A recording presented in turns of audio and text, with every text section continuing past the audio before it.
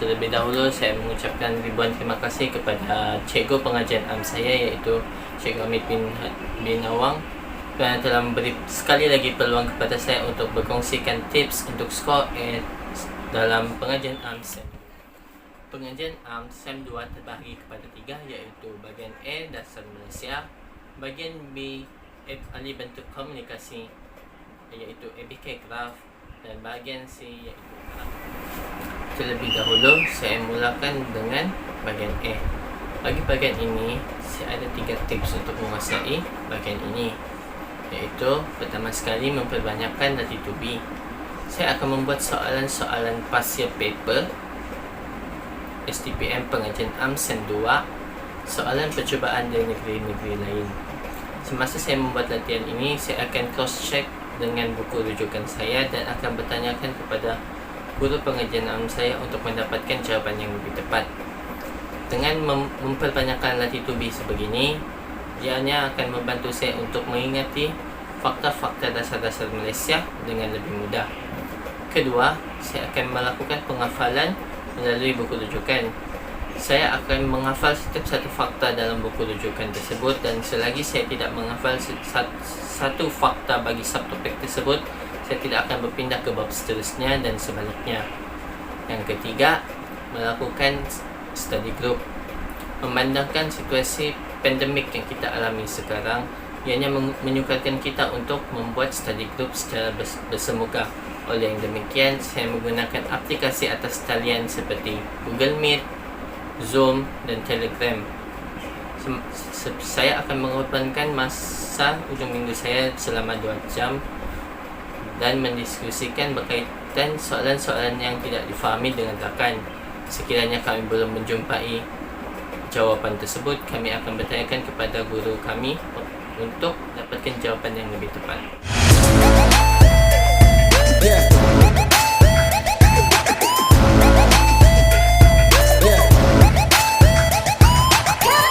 Bagian B.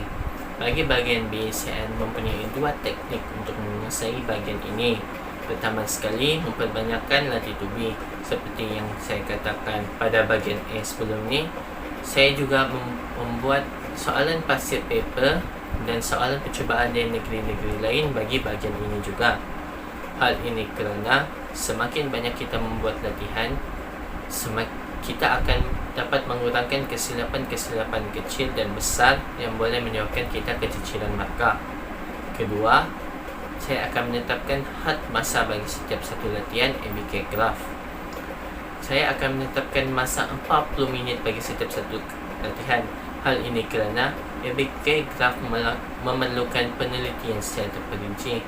Sekiranya tidak dibiasakan, kita tidak akan dapat menyiapkan soalan-soalan lain apabila peperiksaan tiba.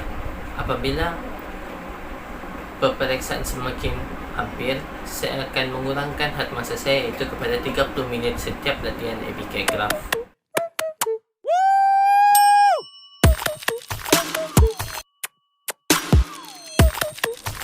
Selanjutnya bahagian C, iaitu karangan.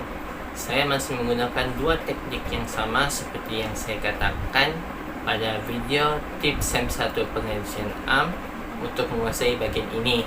Pertama sekali, membaca koleksi karangan. Saya akan mengikuti kumpulan grup di atas talian seperti di Telegram dan WhatsApp. Saya akan membaca semua koleksi karangan tersebut dan akan bertanyakan kepada guru saya untuk memastikan fakta tersebut adalah tepat ataupun tidak. Kedua, iaitu membuat banyak latihan. Saya akan membuat latihan-latihan dari past year paper, soalan percubaan dari negeri-negeri lain dan buku latihan. Sekiranya kita melakukan teknik ini, ianya sekaligus dapat mengasah pemikiran kita dan dapat membantu kita dalam menjawab soalan karangan dengan mengemukakan isi-isi yang lebih rasional pada peperiksaan STPM SEM 2 kelak.